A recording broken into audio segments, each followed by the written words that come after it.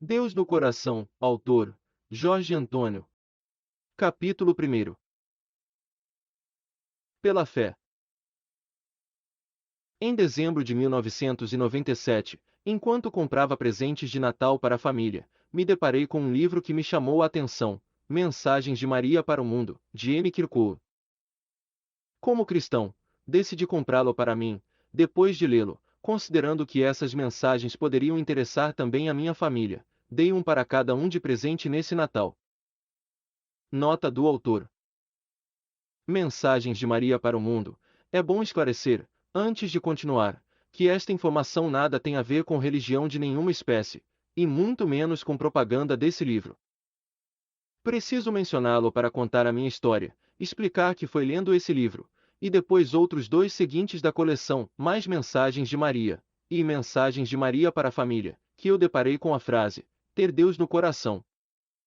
Até o momento desta edição, existem 5 livros dessa mesma série, e no livro número 3, Mensagens de Maria para a Família, tem um capítulo exclusivo sobre como ter a Deus no coração, mas eu não tinha lido até esse instante.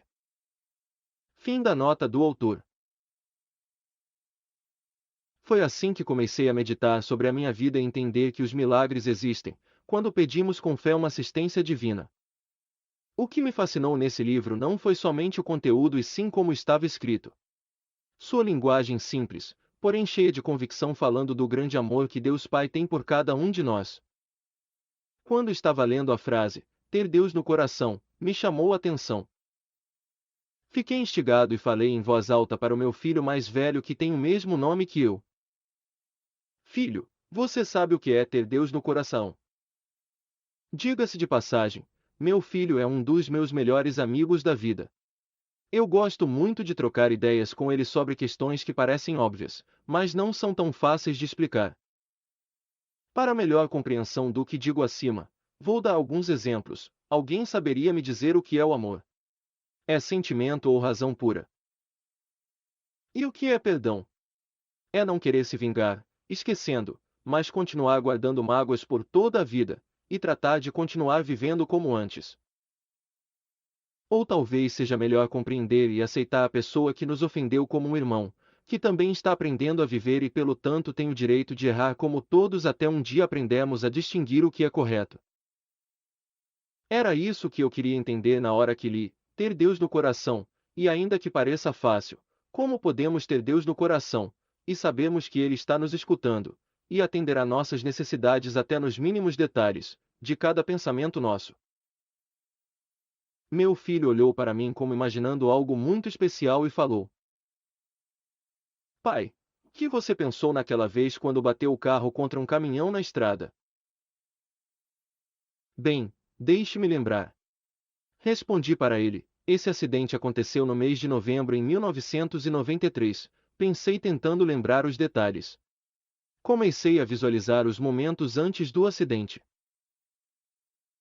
Eram quase 18 horas e eu estava reduzindo a velocidade do carro na estrada de São Paulo para Santos. Estava bastante escuro e uma forte neblina tinha se levantado, não conseguindo enxergar os próximos 10 metros da estrada.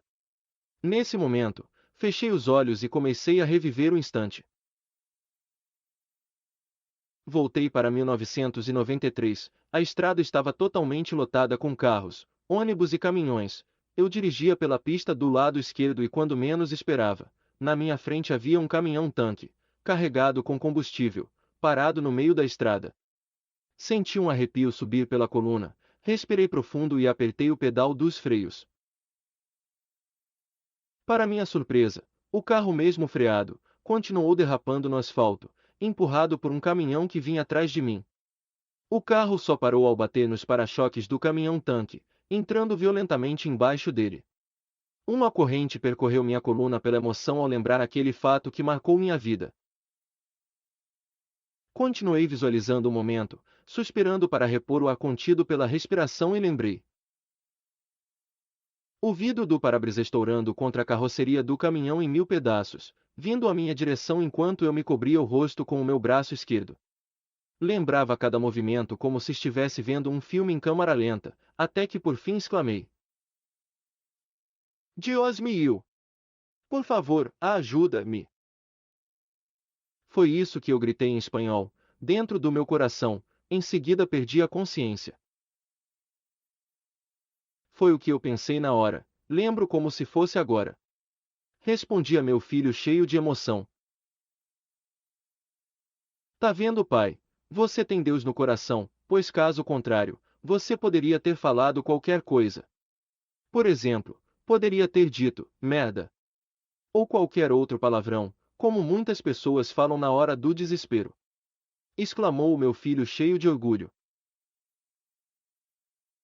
Eu fiquei contente com a resposta, nunca antes tinha pensado nisso, então era isso, eu tinha Deus no coração e na hora ele ouviu a minha prece. Pensei com orgulho, enquanto meus olhos brilhavam pela emoção. O meu filho me disse que já havia pensado nisso antes. Contou-me que um dia lendo sobre o que acontecera quando o Papa João Paulo II havia sido baleado, ele tinha dito imediatamente após o disparo, que levará de um jovem turco, enquanto desfilava em seu papamóvel. Meu Deus, o que fizeram? Falando em polonês, sua língua mãe.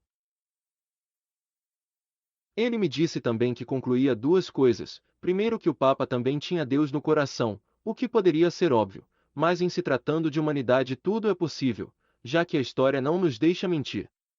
A segunda é quando estamos em apuros, mesmo que a primeira palavra seja um palavrão, elas sempre virão no idioma nativo, ainda que saibamos mais de 5 idiomas. Depois meu filho completou.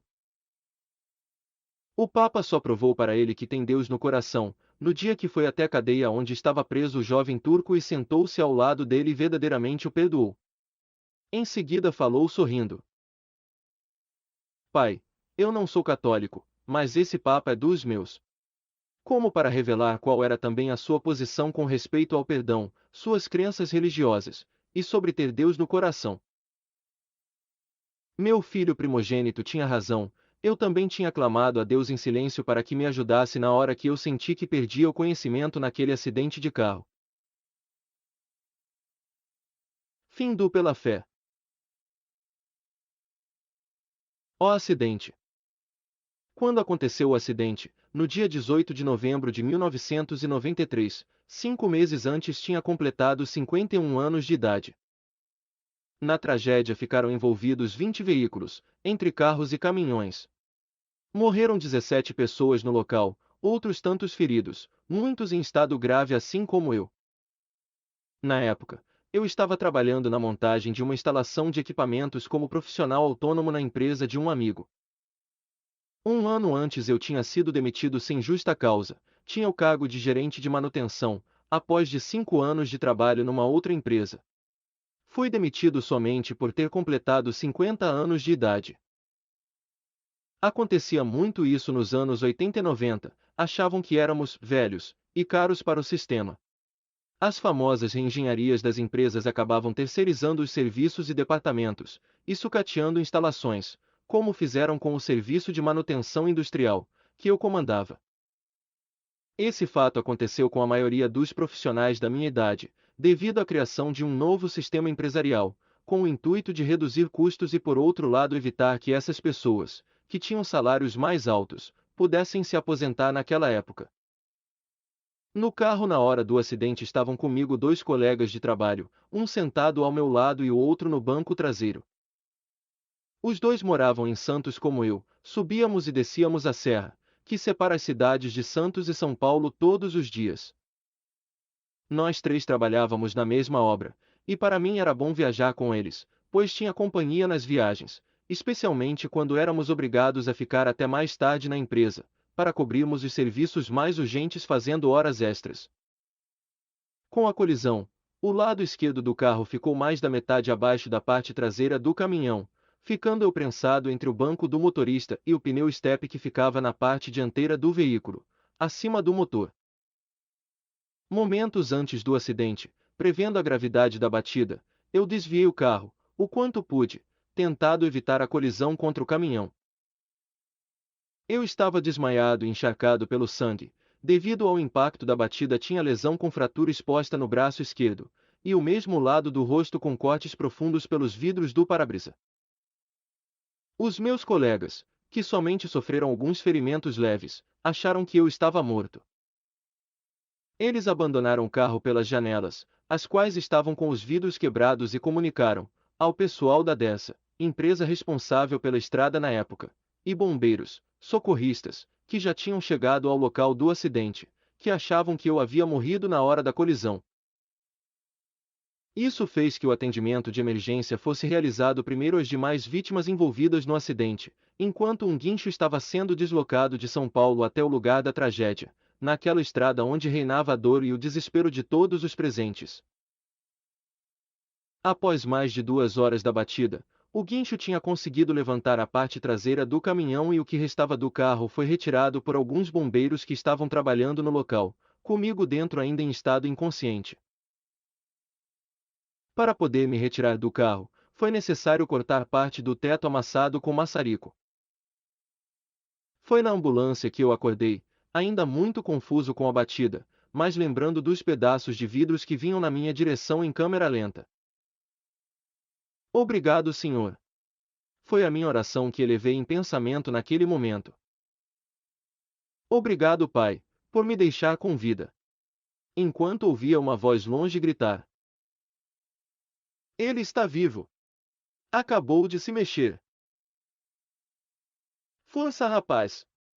Exclamou o bombeiro, enquanto terminava de me amarrar na maca dentro da ambulância.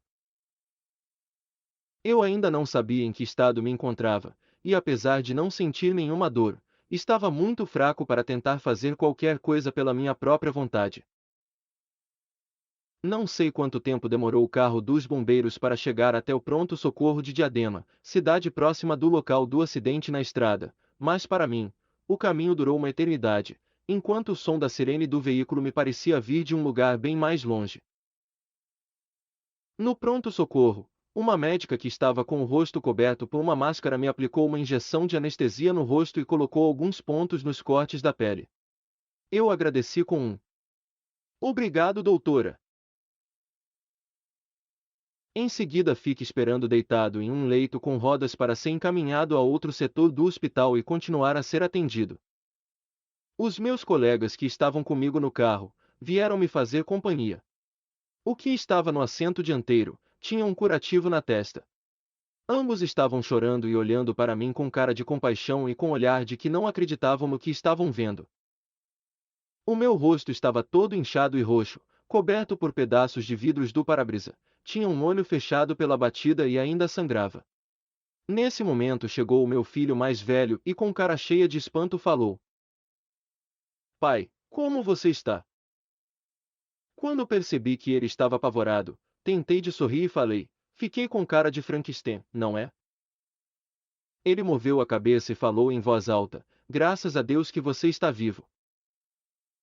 Minutos depois chegou ao hospital um casal de amigos chilenos que moram em Santo André, município perto do pronto-socorro onde estava sendo atendido. Meus amigos tinham sido comunicados pela minha esposa sobre o acidente, que já estava sendo noticiado pela televisão. Ele me perguntou: Como está? Em uma linguagem tipicamente chilena. Eu, vendo que também tinha uma expressão de dor no olhar, respondi para animá-lo: Bem, como o inferno estava lotado, me mandaram de volta. Ele sorriu e falou para sua esposa e meu filho: Ele está bem, apesar de sua aparência. Só por estar brincando. Meu filho comentou em voz alta: Meu pai sempre com suas piadinhas sem graça. Depois fui atendido por um enfermeiro que tirou os curativos feitos com faixas de gaze que cobriam o meu braço quebrado, e sem parecer se importar com os meus berros falou: Isto aqui está muito feio, é melhor você se tratar com um médico no hospital. Meu filho que estava junto, dando-me forças, dizia: Pai, pode gritar se quiser, aqui ninguém liga. Na verdade, todo mundo gritava ou chorava naquele hospital. Algumas eram vítimas que estavam sendo atendidas, outras pessoas gritavam por saberem da morte dos seus familiares. Havia também aquelas que gritavam ao ver os parentes falecendo em seus braços. Parecia um cenário de guerra. Era quase meia-noite quando fui trasladado em outra ambulância para a cidade de Santos. Meu filho estava no meu lado me segurando na maca dentro da ambulância que descia a serra pela Via Anchieta, buscando um meio para que o meu braço se mexesse o menos possível. Agora eu estava começando a sentir as dores em diversas partes do corpo. Na frente da ambulância estava ao lado do motorista meu genro, casado com uma das minhas filhas. A ambulância havia sido enviada pelo hospital onde eu tinha convênio de saúde particular, de Santos, cidade onde eu morava. Naquela época moravam comigo numa casa em Santos, minha esposa, meus 5 filhos, o meu genro, junto com minha filha, e minha netinha, com somente 3 anos de idade. Para poder me trasladar em ambulância para Santos, os 2 hospitais deveriam autorizar a remoção. E deveria viajar acompanhado de um médico.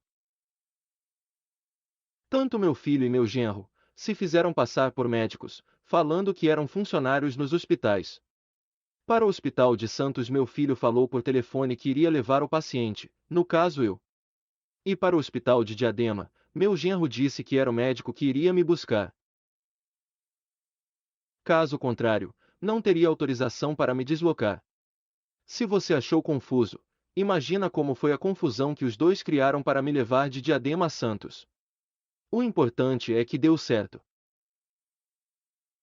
Desse jeito, eles conseguiram que o Hospital de Santos enviasse uma ambulância para o pronto-socorro, onde eu estava sendo atendido, e ele pudesse ir também me acompanhando na viagem, autorizado nesse momento pelo médico da ambulância, neste caso meu genro, que havia ido junto de Santos até Diadema. Cheguei ao hospital em Santos quase às 2 horas da madrugada do dia 19 de novembro. Fim do acidente. Reconciliação com Deus e sua fé. Minha esposa estava lá, me esperando no quarto do hospital. Já haviam dado entrada à documentação necessária para minha internação, por meio de um dos médicos-chefes, que já havia me atendido anteriormente, quando fui operado de emergência da vesícula em 1987. Eu tinha um convênio particular que fiz quando perdi meu emprego, que dava direito a um quarto separado para internação com acompanhante, o qual esperava nunca usar, mas o dia que acontece, damos graças a Deus por tê-lo feito. Apesar de ser um convênio muito bom, que cobria uma série de exames que muitas outras categorias de convênios não cobrem, eu fui atendido por um médico especialista em ortopedia, com grande experiência em fraturas de ossos, somente às 16 horas, após diversas reclamações da minha família que estavam me acompanhando. Antes disso, só tinham tirado raio-x no cérebro para ver se havia algum trauma encefálico, não sendo nada constatado pelo médico de plantão do hospital durante o período noturno. O médico que acabava de chegar ao quarto para me atender foi informado pela minha esposa da minha situação e do acidente de carro na noite anterior. Ao examinar meu braço esquerdo, que estava com a fratura do osso exposta, fez uma expressão de quem não estava acreditando no que via e exclamou: "Mas como é possível, que até o momento nenhum médico tenha examinado o senhor, ou pelo menos feito um curativo decente?" Enquanto mexia a cabeça como não acreditando o que via, começou a colocar um líquido com uma seringa dentro da ferida aberta com o osso do braço exposto. Minha esposa concordou com o médico, e falou que ela também achava uma falta de consideração com as pessoas por parte do hospital. Acrescentou depois: "Doutor, é grave o caso do meu esposo." O médico moveu a cabeça e falou: "Olha, a infecção está feia."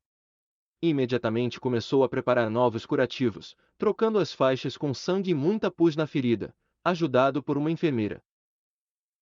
Depois que terminou o atendimento, pediu a minha esposa, por favor, acompanhasse, e ambos se retiraram do quarto para falar fora para que eu não ouvisse o diagnóstico. Na verdade, eu estava tão ruim nesse momento, que não tive nenhuma curiosidade de saber o que poderia acontecer a meu braço. Só alguns dias depois, eu vim saber, pela minha esposa, o que o médico falou, quando saiu do quarto com ela.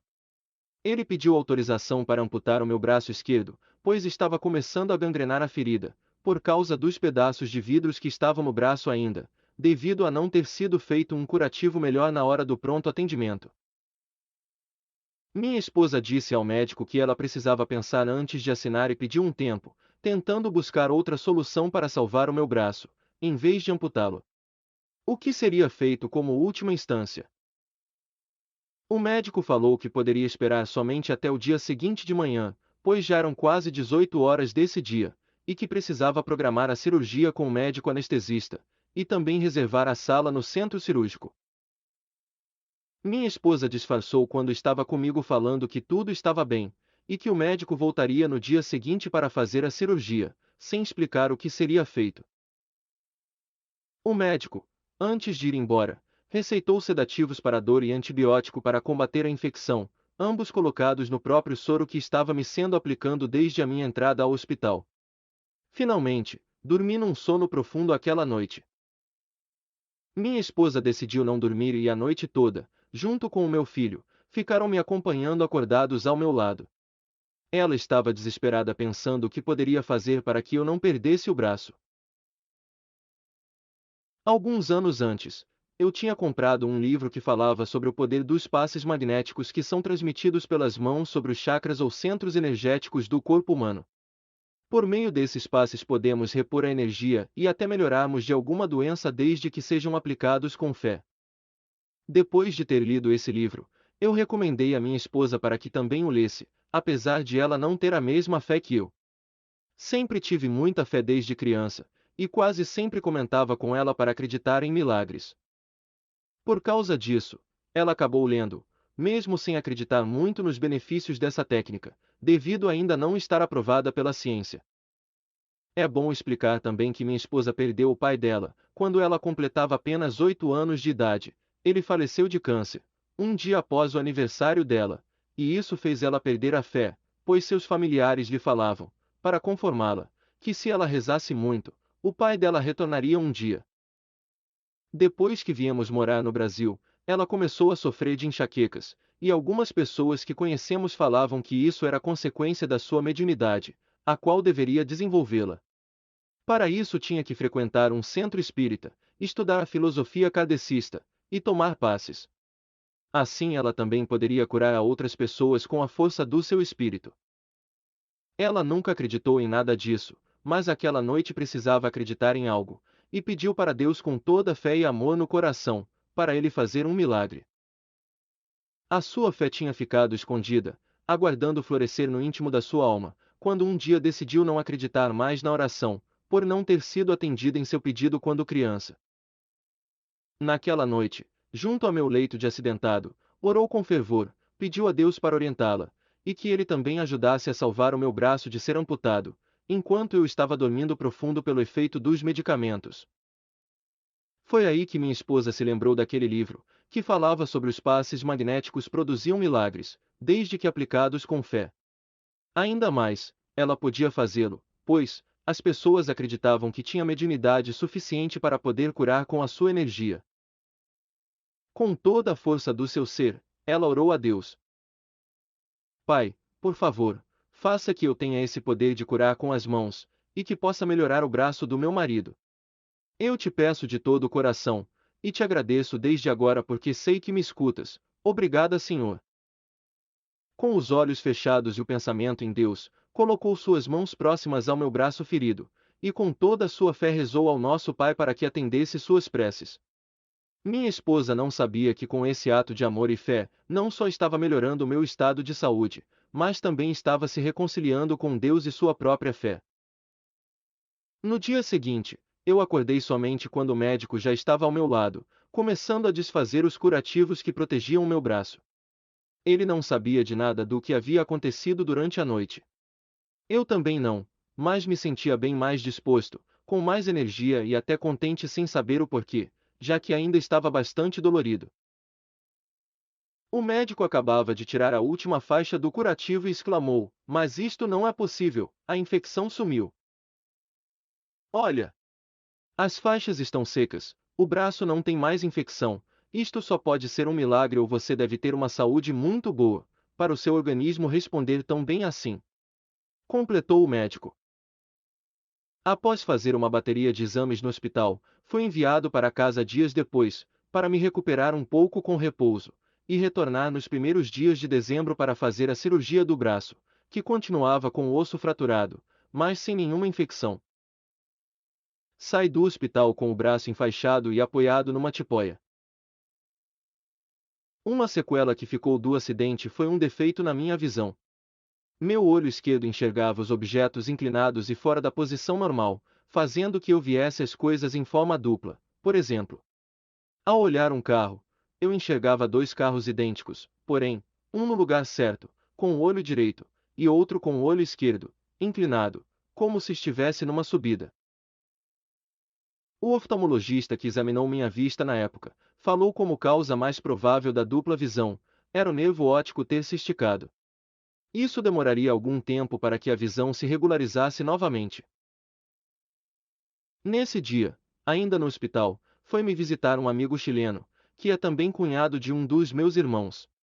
Meu amigo, quando me viu nesse estado, o rosto ainda inchado, e com manchas roxas da batida, o braço enfaixado, ficou comovido e com cara de pessimista comentou em voz alta para minha esposa: "O pior não é agora, e sim as sequelas que virão depois." Ele não sabia que estava prevendo uma verdade, que ainda estava por acontecer. 2 semanas depois fui operado com sucesso, e voltei para minha casa onde fiquei novamente de repouso, aguardando a recuperação da cirurgia do braço. Foram colocados 2 pinos, o braço ficou imobilizado por um mês, para que o osso pudesse soldar a fratura. Enquanto me recuperava no hospital, a minha filha mais velha veio me visitar, acompanhada com a minha netinha que tinha 3 aninhos de idade. A menina me olhou com seus olhinhos expressando pena e com uma voz cheia de dor, falou para minha filha: "Coitado do Tatita, olha como machucou o joelho." Ela, da altura de seus olhos, só conseguia enxergar eu deitado numa cama, e o que aparecia eram dos meus joelhos com alguns machucados, que nada eram se comparados a como estavam outras partes de meu corpo acidentado, e sob efeito de cirurgias e recuperação. Mas achamos graça, no sentido de uma linda empatia, do ponto de vista inocente de uma criança, e de como ela estava sentida e preocupada com seu Tatita. Nota do autor: Tatita. Gíria chilena para chamar o avô em forma carinhosa. Fim da nota do autor. Em pouco tempo, iniciaria a fisioterapia para recuperar o movimento do braço novamente, e tudo graças à fé da minha esposa, que por algum milagre de Deus, não foi necessário amputá-lo. Fim do capítulo 1.